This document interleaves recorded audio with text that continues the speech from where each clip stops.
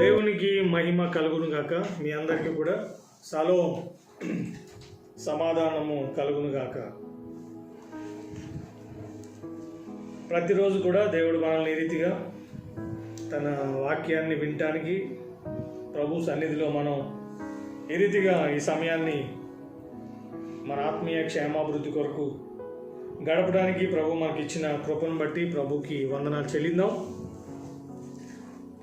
ప్రార్థనతో ఈ సమయంలో దేవుని వాక్యాన్ని ధ్యానిద్దాం. పరిశుద్ధుడు పరిశుద్ధుడు అని నిత్యము స్తుతింపబడుతున్న నాయన ఘనపరచబడుతున్న ప్రియ తండ్రి, మీకు వందనాలు. ఈ దినాన్ని కూడా మీ వాక్యాన్ని ధ్యానించడానికి మాకు ఇచ్చిన కృపకై మీకు వందనాలు. మాతో ఉన్నందుకు, మమ్మల్ని నడిపిస్తున్నందుకు, మమ్మల్ని ప్రేమించినందుకు, మీ బిడ్డలుగా జీవించడానికి మమ్మల్ని దీవించినందుకు కృతజ్ఞతలు చెల్లిస్తూ, ఈ సమయంలో కూడా మీరు మాకు ఇస్తున్న వాక్యాన్ని బట్టి, మీరు చేసే కార్యాన్ని బట్టి కూడా కృతజ్ఞతలు చెల్లిస్తూ ప్రభువైన యేసుక్రీస్తు వారి ఉన్నతమైన నామంలో ప్రార్థిస్తున్నాం తండ్రి. ఆమేన్. God bless you. అందరికీ కూడా ఒక వాక్యాన్ని చదువుదాం. యాకోబు రాసిన పత్రికలో 4వ అధ్యాయంలో చెప్పబడిన మాటను మనం దేవుని వాక్యం నుంచి మనం పరిశీలిద్దాం. 4వ అధ్యాయం 13వ వచనం నుంచి నేను చదువుతున్నాను. ఈ రీతిగా అక్కడ రాయబడిన మాటను చూద్దాం. నేడైనను రేపైనను ఒకానొక పట్టణమునకు వెళ్ళి అక్కడ 1 సంవత్సరం ఉండి వ్యాపారం చేసి లాభము సంపాదింతుము రండని చెప్పుకొని వారులారా, రేపేమి సంభవించిందో మీకు తెలియదు. మీ జీవం ఏపాటిది. మీరు కొంతసేపు కనబడి అంతలో మాయమైపోయే ఆవిరి వంటి వారే. కనుక ప్రభు చిత్తమైతే మనము బ్రతికి ఉండి ఇది అది చేతుమని చెప్పుకొనవలెను. ఇప్పుడైతే మీరు మీ డంబముల యందు అతిశయపడుచున్నారు. ఇట్టి అతిశయమంతయు చెడ్డది. కాబట్టి ఇక్కడ ఈ 4 వచనాలు మనం గమనించినట్లయితే ఇలా అనుకుంటున్నారట, ఇలా చెయ్యాలి,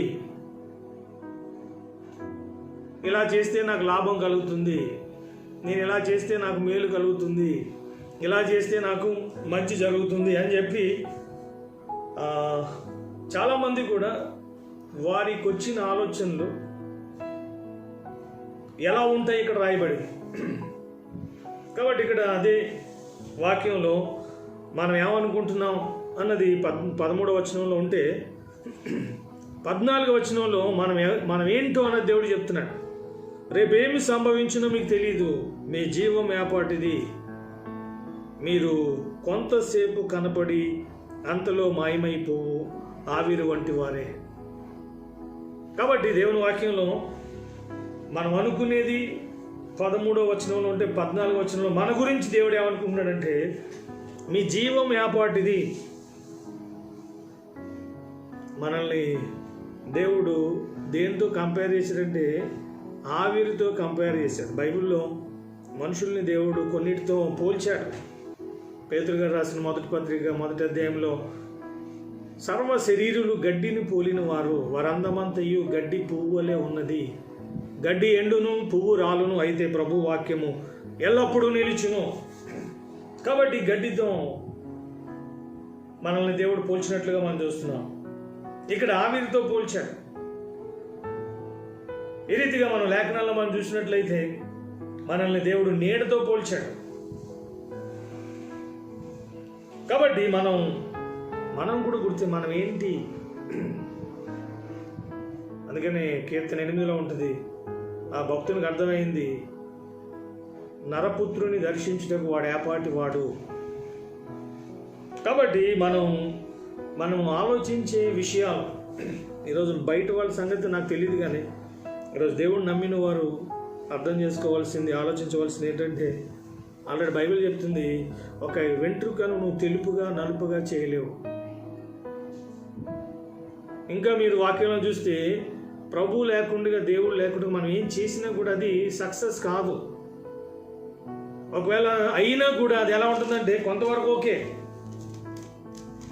దేవుడు కొంతవరకు మంచిగా ఉండాలి, కొన్ని జరగాలి అని అనుకునే దేవుడు కాదు. అన్నీ మంచిగా ఉండాలి, అంత మాత్రమే కాదు, అది పర్మనెంట్గా ఉండాలి. దేవుని ఉద్దేశం అలా చేయగలడు. ఆయన నమ్మిన వారి విషయంలో అలా చేయగలడు. అందుకని సామెతల్లోకి మీరు వెళ్ళినట్లయితే 14:12 కానీ 16:25 కానీ మీరు చూస్తే, ఒకని ఎదుట సరైనదిగా కనపడు మార్గము కలదు, తొదకు అది మరణమునకు దారితీయును, మరణమునకు చేరును. ఒకని ఎదుట సరైనదిగా ఉండొచ్చు, ఒకని ఎదుట యథార్థంగా కనపడవచ్చట, చివరికి అది దాని ఎండింగ్, అది బైబిల్ చెప్తుంది, అది మరణం. కాబట్టి బైబిల్లో మనం చూస్తాం, అవ్వమ్మకి ఎలా కనిపించిందంటే పండు చాలా చక్కగా కనిపించింది, కానీ దాని పర్యవసానం ఏంటంటే ఆమె కాదు, ఈ జనరేషన్ అంతా కూడా ఆ శాపాన్ని, ఆ మరణాన్ని అనుభవిస్తూనే ఉన్నాం. ప్రభువైన యేసుక్రీస్తు వారి మరణ పునరుత్థానముల ద్వారా మనం ఆ శాపం నుండి, ఆ పాపం నుండి, ఆ మరణం నుండి మనం తప్పించబడ్డాం. కాబట్టి ఈరోజు మనం నేర్చుకోవాల్సింది ఏంటంటే, మనం అనుకునేది జరగడం దేవుడు ఎందుకు ఇష్టపడట్లేదంటే, అది ఈరోజు ఉన్నట్లుగా రేపు ఉండదని ఆయన తెలుసు. అది మనకి ఇప్పుడు ఉన్నట్టుగా రేపు మనం దాన్ని చూడలేము. స్టార్టింగ్ మనకు తెలుసు, ఎండింగ్ మనకు తెలియదు. కానీ ఎండింగ్ అండ్ స్టార్టింగ్ తెలిసినవాడు, ఎరిగినవాడు, ఏ పరిస్థితి అయినా మార్చగలిగేవాడు ఒక్క ప్రభువైన యేసుక్రీస్తు వారు మాత్రమే. కాబట్టి ఇక్కడ ఈ వాక్యాన్ని మనం అర్థం చేసుకున్నట్లయితే, మీ ఆయువు యాపాటిది. జస్ట్ మనం ఆ బ్రీతింగ్ కనుక ఆగిపోయిందంటే ఎక్కడ వాడు అక్కడే. కాబట్టి మన లైఫ్ని మనం గమనించినట్లయితే, మన జీవితాన్ని మనం గమనించినట్లయితే, అసలు ఏం జరుగుతుంది మనం ఆలోచించినట్లయితే, నిజంగా అది బైబిల్లో ఆల్రెడీ 139వ కీర్తనలో దావీదు గారు అంటారు, నన్ను కలుగు చేసిన విధము చూడగా నాకు భయము, వణుకు కలుగుచున్నది. కాబట్టి యాకోబు రాసిన పత్రిక 4వ అధ్యాయము 13-14 వచనాలు మీరు గమనించినట్లయితే, మనం అనుకునేది ఎలా ఉంటుంది, దేవుడు అనుకునేది ఎలా ఉంటుంది. ఇంకా మీరు చూస్తే 15వ వచనంలో, కనుక ప్రభు చిత్తం అయితే మనం బ్రతికి ఉండి ఇది అది చేతుమని చెప్పుకొనవలెను. ఒకవేళ బ్రతికి ఉన్నప్పుడు ఏదైనా చెయ్యాలి అనుకుంటే అది కూడా ఎలా చేయాలంటే ప్రభు చిత్తం అయితే, అంటే ప్రభు చిత్త ప్రకారంగా మీరు చెయ్యండి. మీ సొంత ఆలోచనతో ముందుకు వెళ్ళొద్దు. మీరు ఎన్ని అనుకున్నా సరే అది దాని యొక్క రిజల్ట్ మీరు అనుకున్నట్లుగా ఉండదు. కాబట్టి గాడ్స్ విల్, దేవుని చిత్తము ఏంటి అన్నది చాలా ఇంపార్టెంట్ మన జీవితంలో. బైబిల్లో మనం రూతు గ్రంథంలోకి వెళ్తే, ఈరోజు మనకున్న పరిస్థితుల్లో మనమే కాదు, మన రాష్ట్రమే కాదు, ప్రపంచం అంతా కూడా ఎట్లాంటి పరిస్థితులు గుండా వెళ్తున్నామో మనకు తెలుసు. ఇప్పుడున్న పరిస్థితుల్లో అనేక నిర్ణయాలు తీసుకుంటున్నారు. డాక్టర్లు తీసుకునే నిర్ణయాలు ఉన్నాయి. ఇప్పుడున్న పేషెంట్కి ఎలాంటి మందులు ఇవ్వాలి, ఇప్పుడున్న మందులు కూడా జస్ట్ దాన్ని కంట్రోల్ చేయడం తప్ప దాని నుంచి మనిషిని విడిపించే ఆ మెడిసిన్స్ లేవు.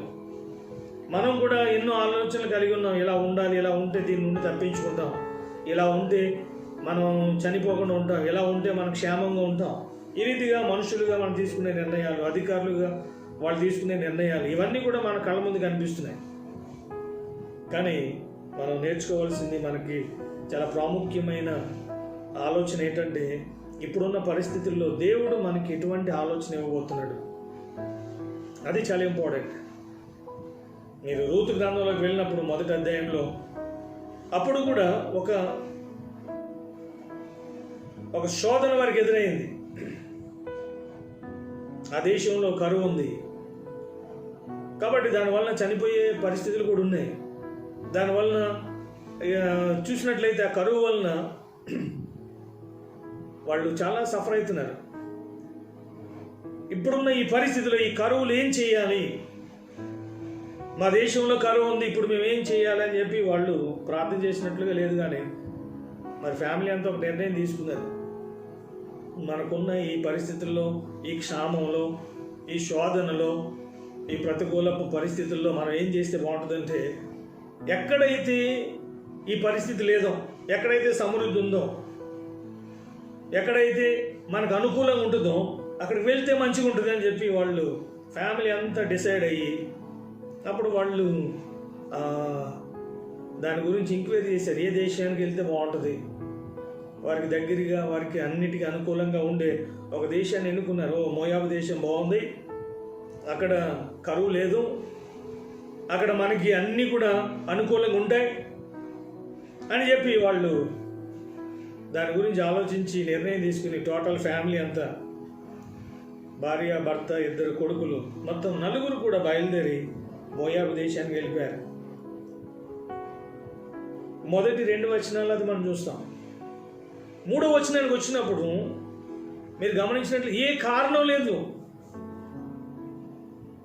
ఎలీమెలెకు చనిపోవడానికి. రోగంతో చనిపోయాడా, లేకపోతే ఎవరైనా చంపారా, అయ్యేం కనిపించదు. ఎలీమెలెకు చనిపోయాను వితౌట్ రీజన్.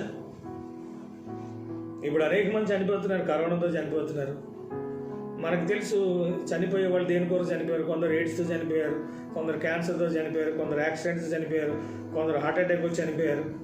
ఈ రీతిగా ఎన్నో రకాల మరణాలు మనం వింటున్నాం. కానీ ఎలీమెలెకు అనే వ్యక్తి యెరూషలేము విడిచిపెట్టి మోయాబు దేశానికి వెళ్ళినప్పుడు ఏ రీజన్తో చనిపోయాడో రాయబడలేదు. అక్కడ చనిపోయానని ఉంటుంది అంతే.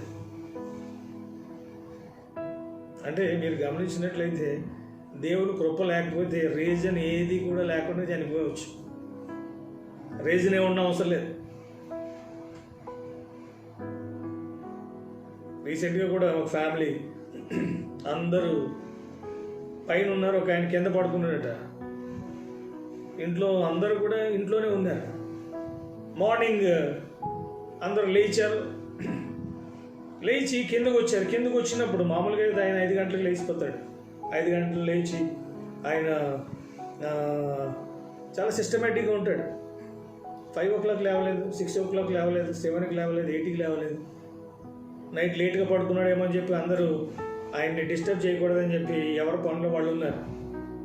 కాఫీ ఇవ్వాలని చెప్పి 8:30 టైంలో కాఫీ పెట్టి వెళ్ళి డోర్ కొడితే డోర్ ఓపెన్ అవ్వట్లేదు. తీరా ఆ డోరు పగలగొట్టి లోపలికి వెళ్తే బెడ్ మీదే ఆయన నైట్ స్ట్రోక్ వచ్చిన విషయం కూడా ఆయన తెలియదు. కొన్నిసార్లు స్ట్రోక్ కూడా నిద్రలో వస్తుందట.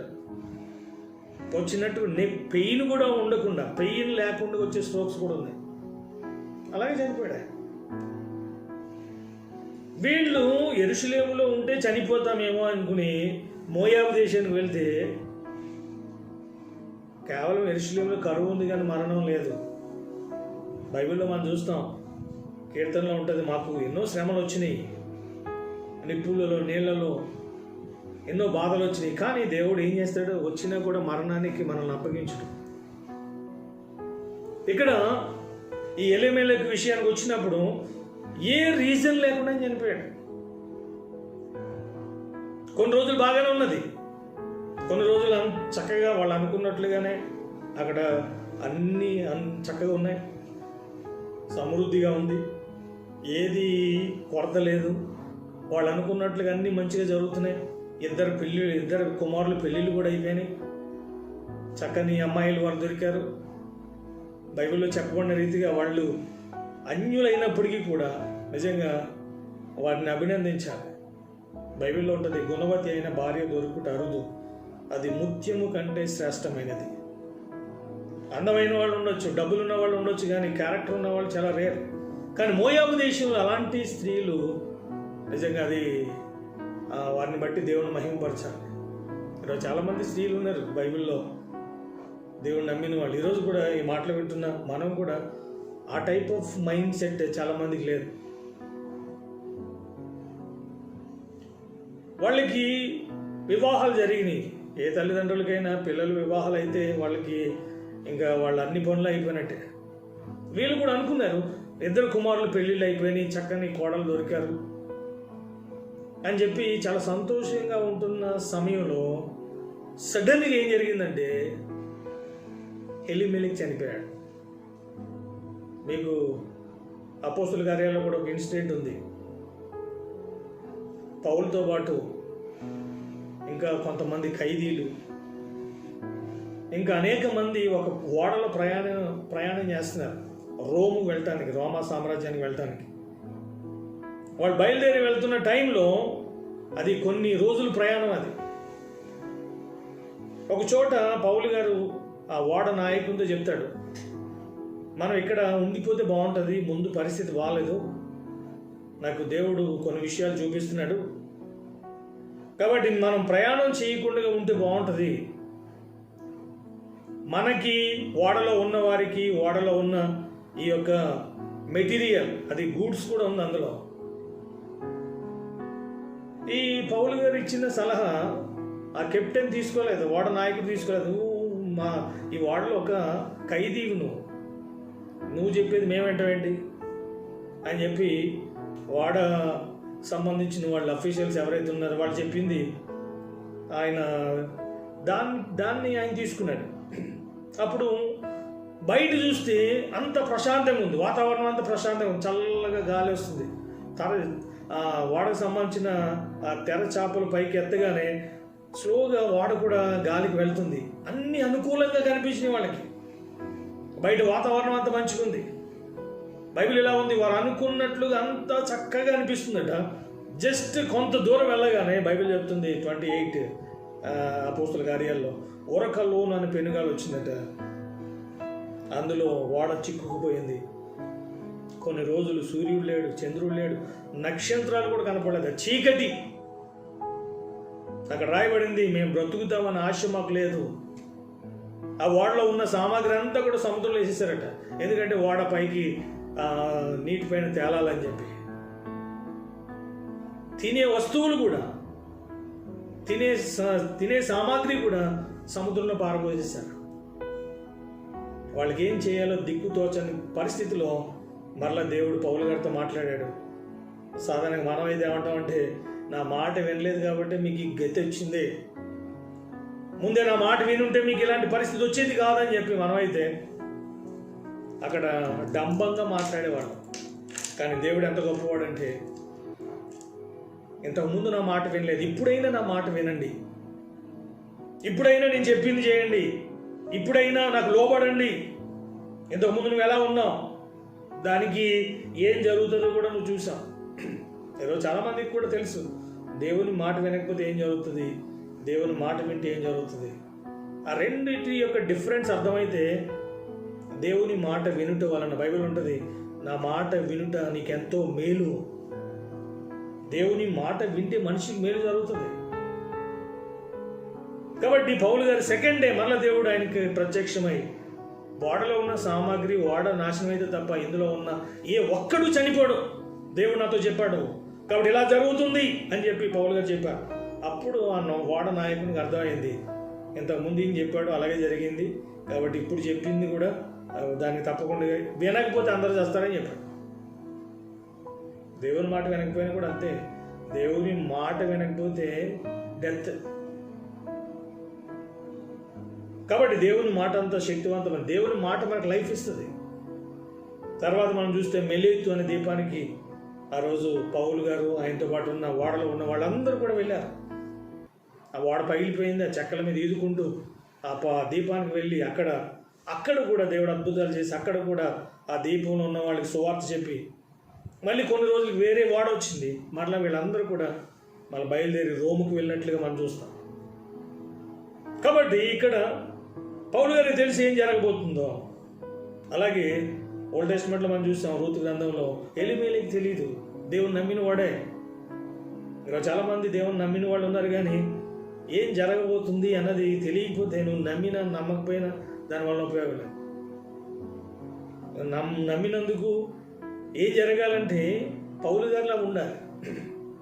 ఆ తుఫాను గురించి, లేకపోతే ఆ భయంకరమైన క్రిటికల్ కండిషన్లో వాళ్ళందరినీ ధైర్యపరిచి, మనకి ఏం కాదు, దేవుడు ఉన్నాడు మనతో, మనం క్షేమముగా ఉంటాం, క్షేమముగా మనల్ని దేవుడు బయటికి తీసుకొస్తాడని చెప్పి దేవుడు ఆయనకి ఇచ్చిన ప్రత్యక్షత ఆయన ఏ రీతిగా రోజు పంచుకున్నాడు. ఈరోజు మనకు కూడా అటువంటి కృప కావాలి. ఎందుకంటే మనం చదివాం రోమన్ యాకోబు రాసిన పత్రిక 4:13, 14, 15 మీరు చూసినట్లయితే చాలా చక్కగా విషయాలు అక్కడ రాయబడ్డాయి. మనం ఏంటి అన్నది, మనం ఏమనుకుంటున్నాం అన్నది 13లో కనిపించింది. మనం ఎవరు, మన స్థితిగతులు ఏంటి అన్నది దేవుడు మాట్లాడుతున్నాడు. 15వ వచనంలో మనం ఏం చెయ్యాలో కూడా చాలా క్లియర్గా, మన ఇష్టం వచ్చినట్లుగా చేయడానికి, జీవించడానికి కూడా దేవుడు పర్మిషన్ ఇవ్వలేదు. గాడ్స్ విల్ అన్నది చాలా ఇంపార్టెంట్. కాబట్టి ఇక్కడ మీరు మళ్ళీ అక్కడికి వెళ్దాం. ఎలీమెలెకు దగ్గరికి వెళ్ళినట్లయితే మొదటి అధ్యాయంలో వారికి ఉన్న కరువును బట్టి, వారికి ఉన్న ఆ పరిస్థితిని బట్టి, ఆ ప్రతికూలతను బట్టి మోయాబు దేశానికి వచ్చారు. వచ్చిన తర్వాత కొన్ని రోజులు బాగానే ఉంది. ఏ రీజన్ లేకుండా 3వ వచనంలో ఎలీమెలెకు చనిపోయాడు. తర్వాత 5వ వచనంలో 2 కుమారులు కూడా చనిపోయారు. ఏ భార్యకైనా, ఏ తల్లికైనా ఒకేసారి కొన్ని రోజుల వ్యవధిలో భర్త చనిపోవటం, ఉన్న 2 బిడ్డలు చనిపోవటం, అలా ఏ స్త్రీ కూడా తట్టుకోలేదు. అది ఆ ప్లేస్లో ఇంకెవరైనా ఉంటే ఆత్మహత్య చేసుకుంటారు.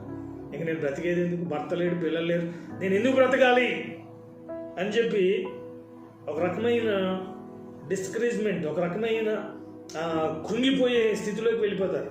కానీ నయోమి అర్థం చేసుకుంది, చనిపోవటం వలన నేను చేసేది ఏం లేదు, నా తప్పు నాకు తెలిసింది. ఎందుకంటే సామెతలు 14వ అధ్యాయం ఉంటుంది, జ్ఞానవంతురాలు తన ఇల్లును కట్టును.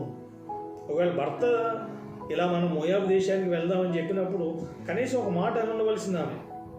మనం దేవుడిని నమ్మము, తప్పకుండా దేవుడు మనం దర్శిస్తాడు. కొన్ని రోజులు ఉంటాయి కష్టాలు, కొన్ని రోజులు ఉంటుంది కరువు. కాబట్టి తప్పకుండా ఈ కరువులో కూడా దేవుడు మనం పోషిస్తాడు. బైబిల్లో మనం చూస్తాం, కరువులో సారెపోతు వెధవరాలను పోషించాడు ఆయన. కరువులో ఏలియాని పోషించాడు. ఆయన ఎలా పోషిస్తాడో మనకు తెలియదు, కానీ ఆయనకి చాలా రూట్స్ ఉన్నాయి ఆయన ఏదైనా చేయడానికి. కాబట్టి ఈమె నయోమి సలహా ఇవ్వలే, వాళ్ళ యొక్క ఆలోచన మీద డిపెండ్ అయ్యారు. వాళ్ళకు ఒక ఆలోచన వచ్చింది, ఒక మార్గాన్ని ఎన్నుకున్నారు. ఆ మార్గం ఎక్కడికి నడిపించింది? సామెతలు 14:12 ప్రకారంగా సరైనదిగా కనపడుతుందట. చివరికి అది మరణమునకు చేరును. అదే జరిగింది వాళ్ళ ఇంట్లో. వాళ్ళు ఎన్నుకున్న మార్గం, వారు తీసుకున్న నిర్ణయం ఏమైందంటే కుటుంబం విచ్ఛిన్నం అయిపోయింది.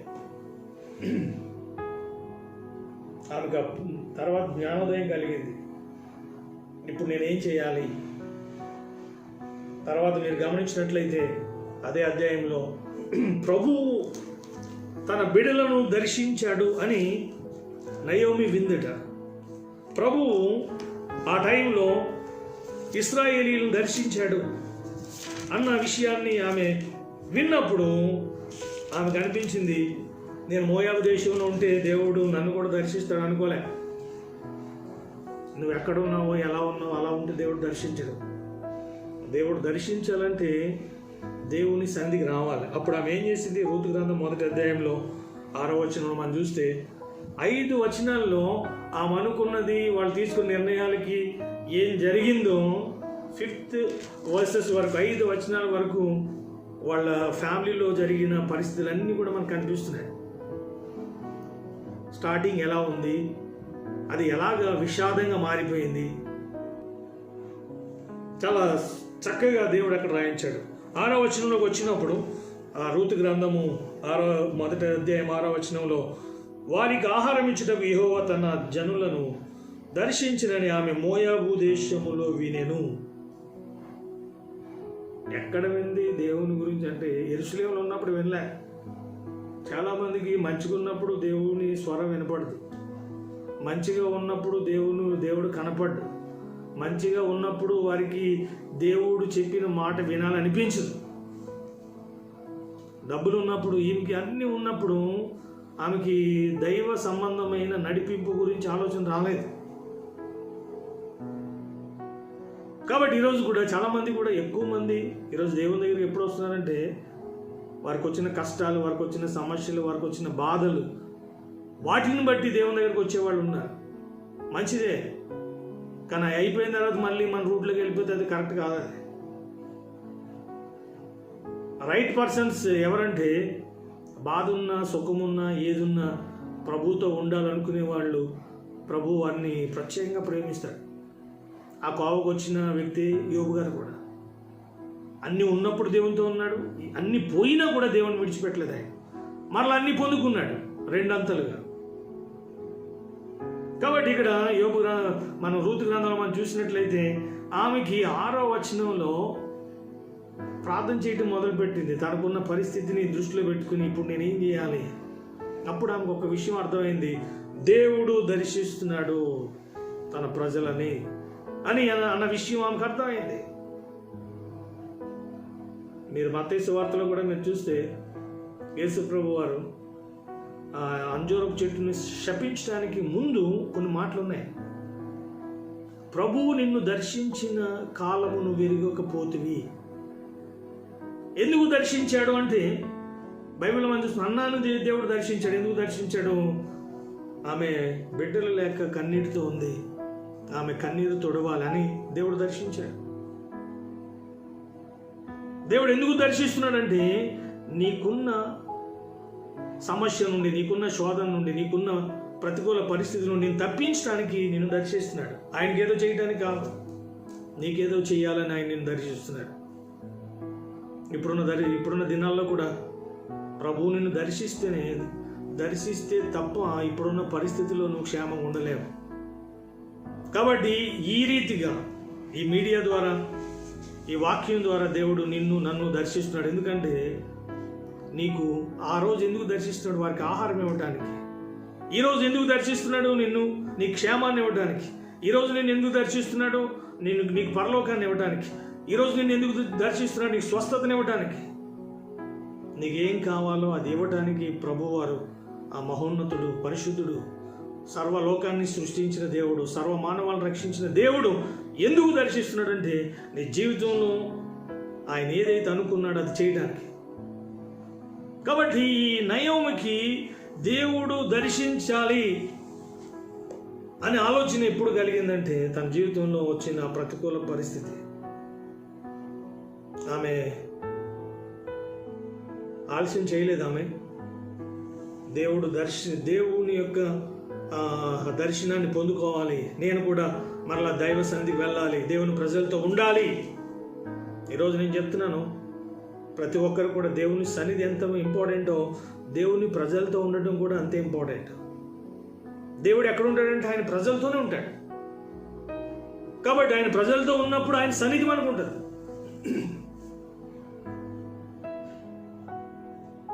అది నయం మాత్రమే కాదు, రూతు కూడా ఒక నిర్ణయం తీసుకుంది. నేను అనుకుంటా ఆ నిర్ణయం ఆమె తీసుకోలేదు, దేవుడే ఆమెకి ఆలోచన ఇచ్చాడు. నేను కూడా దేవుని ప్రజలతో ఉండాలి, నేను కూడా దేవుని సన్నిధిలో ఉండాలి, నాకు కూడా దేవుడు ఉండాలి. ఒక అన్యురాలామే. మామూలుగా అయితే ఈ దేవుణ్ణి నమ్మిన ఈ కుటుంబంలోకి వచ్చిన తర్వాత నా జీవితం ఇలా అయిపోయిందని చెప్పి నయోమిని ద్వేషించాలి, నయోమి మీద అసహ్యం రావాలి. ఈరోజు కొందరికి ఏదన్నా కీడు వస్తే నువ్వు వచ్చినందుకే నాకు ఇలా జరిగింది, నువ్వు అడుగు పెట్టినందుకే ఇలా జరిగింది అని చెప్పి ఇలాంటి పనికి మాలిన మాటలు మాట్లాడతారు కొందరు. దేవుని పిల్లలు అలా మాట్లాడటానికి వీల్లేదు. నయోమి కూడా అనొచ్చు ఇలాగా, నువ్వు నా ఇంట్లో వచ్చావు కాబట్టి నాకు కొడుకులు చనిపోయారా అనలేదు ఆమె. రూతు కూడా అనలే, నీ ఇంట్లోకి వచ్చినప్పుడు నా జీవితం ఇలా అయిపోయిందని చెప్పి. అది గాడ్లీ నేచర్ అంటే. ఈరోజు కొందరు వాళ్ళ కోపం వస్తే ఏం మాట్లాడతారో వాళ్ళకి తెలియదు. చివరికి ఏమైతే తెలుసా, నువ్వు మాట్లాడిందే నీకు తగులుతుంది. ఆమెకి అలాంటి పరిస్థితి ఉన్నా సరే, నాకు కీడు జరిగింది, నేనేనో నష్టపోయాను, ఇప్పుడు ఇందులోంచి బయటికి రావాలి, ఈ పరిస్థితులన్నీ కూడా చక్కబడాలి, నా జీవితానికి ఒక అర్థం కావాలి, నా జీవితంలో ఒక అద్భుతం జరగాలి అనే ఆలోచన నయోమికి వచ్చింది, రూతుకి వచ్చింది. వాళ్ళిద్దరూ బయలుదేరి, మనం దేవుని వాక్యంలో మనం చూస్తున్నాం, ఈసారి వారు బయలుదేరింది అది వారు యొక్క ఆలోచన కాదు. అంతకుముందు వారు బయలుదేరింది మనం చదివాం యాకోబు రాసిన పత్రిక 4:13 ప్రకారంగా, నేడైనా రేపైనా ఒకానొక పట్టణానికి వెళ్ళి ఏదో చేసేద్దాం, లాభం సంపాదిద్దాం, లేకపోతే ఏదో సంపాదిద్దాం, ఏదో పొందేద్దాం, ఏదో చేద్దాం అనుకుని వెళ్ళారు. ఈ అసలు చేసే సంగతి తెచ్చిపెట్టి నువ్వు పోయినోడే లేకుండా పోయాడు. అందుకని మనకి 11వ అధ్యాయంలో కూడా ఆదికాండంలో పేరు సంపాదించుకోవాలని చెప్పి వాళ్ళు ఏం చేశారంటే పెద్ద గోపురం కట్టాలనుకున్నారట. బైబిల్ ఇలా ఉంది, అసలు నరులు ఏం చేస్తారని చెప్పి చూడాలని దేవుడు వచ్చిందట. ఏం సంపాదిస్తారా నువ్వు, పేరు సంపాదిస్తావా అని చెప్పి దేవుడు ఏం చేశాడంటే అక్కడ వాళ్ళ యొక్క భాషలన్నీ తారుమారు చేసేసారు. గందరగోళం అయిపోయింది. దాన్ని అలా విడిచిపెట్టేసి జనాలందరూ కూడా అక్కడ నుంచి చెదిరిపోయారని రాయబడింది. మనకు ఏదో చేయాలనుకుంటే నేను ఏం చేయలేము. దేవుడు ఉన్నప్పుడు దేవుడు దానికి పర్మిషన్ ఇవ్వడు. ఎందుకంటే ఆల్రెడీ చెప్పాడు, నాకు వేరుగా ఉండి మీరు ఏమి చేయలేరు. చేసినా కూడా ఎలా ఉంటుంది, ఇదిగో ఎలిమెలిక్లే ఉంటుంది, నయోమిలే ఉంటుంది. ఎందుకు ఆ దరిద్రం, ఎందుకు మనకి? ప్రభు చిత్తం అయితే యాకోబు రాసిన పత్రిక 4వ అధ్యాయం 15వ వచనంలో చెప్పబడినది, ప్రభు చిత్తం అయితే ఇది అది బ్రతికున్న వాడికి ఏమర్థం కావాలంటే ప్రభు చిత్తము తెలియాలి, అలా చెయ్యాలి అనే ఆలోచన ప్రేరేపణ రావాలి. నీకు అలాంటి ప్రేరేపణ వచ్చినప్పుడు ప్రభు తప్పకుండా నేను నడిపిస్తాడు. ఆయన ఆ రోజు నయోమిని రూతుని నడిపించాడు. వాళ్ళకి తెలియదు ఏం జరుగుతుందో. మామూలుగా అయితే దేవుని లేఖనాల్లో మనం చూస్తే మోయాబీయుల్ని ఇశ్రాయేలు చేసుకోరు, అన్య స్త్రీలను చేసుకోవడానికి లేదు, ఒప్పుకోలేదు దేవుడు. మీరు అన్య స్త్రీలను చేసుకోకూడదు. మీరు నెహెమ్యా గ్రంథం చదవండి. భార్య పిల్లలు ఉన్నప్పటికీ కూడా నెహెమ్యా చెప్పాడు, అన్య స్త్రీలని మీరు విడిచిపెట్టేయంటే భార్య పిల్లలతో సహా విడిచిపెట్టేశారు వాడు. దేవుడు అంత సీరియస్ తీసుకున్నాడు ఆ టైంలో. అలాంటిది ఈ రూతు విషయానికి వచ్చినప్పుడు దేవుడిచ్చిన కన్సెంట్ అది ఒక విధంగా చెప్పాలంటే మామూలు అద్భుతం కాదు. అది భార్య చనిపోయిన వ్యక్తి కన్యకను పెళ్లి చేసుకునే అవకాశం ఉంది. భార్య చనిపోయిన తర్వాత కన్యకను పెళ్లి చేసుకుని బైబిల్ మనం చూస్తాం. అబ్రహాముకి శారమ్మ చనిపోయిన తర్వాత కూషు దేశపు ఆమె వేరే ఆమె చేసుకున్నాడు ఆయన, అబ్రహాం గారు. కానీ ఇక్కడ భర్త చనిపోయిన ఆమెను బోయాజుకి అంతకుముందు పెళ్లి కాలేదు. ధనవంతుడు, పేరు ప్రఖ్యాతులు కలిగిన వాడు, సాక్ష్యం కలిగిన వాడు. దేవుడు చూడండి ఆమె కొరకు ఎలాంటి వ్యక్తిని సిద్ధపరిచాడు. కాబట్టి ఈరోజు దేవుని నడిపింపు ఒక వ్యక్తికి ఉన్నప్పుడు వారి జీవితాలు ఎలా మార్చబడతాయో నిదర్శనం రూతే. కాబట్టి ఈరోజు మనం అనుకున్నట్లుగా జరగటం, మనం అనుకున్నట్లుగా చేయటం, మన వేలో వెళ్ళటం అది సరైనది కాదు. ఎందుకంటే ఆదికాండం 6:12 ఉంటుంది, మనుషులు తమ మార్గములను చెరిపి వేసుకునేది అని ఉంటుంది. అందుకని వాళ్ళు పతనం అయిపోయారు. నీ దగ్గర లేదు, నా దగ్గర లేదు. వే ఎవరంటే యేసుప్రభు వారు, నేనే మార్గమును సత్యమును జీవమును, నా ద్వారా తప్ప ఎవడను తండ్రి వద్దకు రాడు.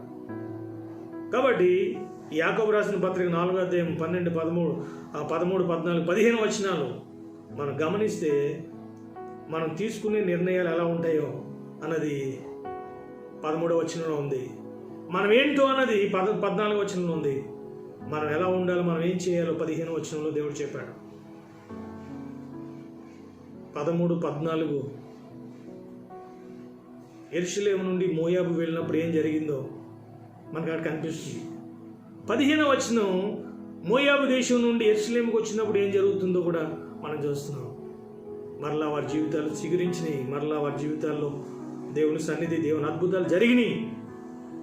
ఈరోజు మన కళ్ళ ముందు అవి కనిపిస్తున్నాయి. ఈరోజు మన జీవితంలో కూడా అటువంటి ప్రభు యొక్క మార్గంలో నడిస్తే మన జీవితాలు కూడా అలా మార్చబడాలి, అలా ప్రభువుని మహిమపరచాలని దేవుడు కోరుకుని ఈ విషయాలు మనతో మాట్లాడుతున్నాడు.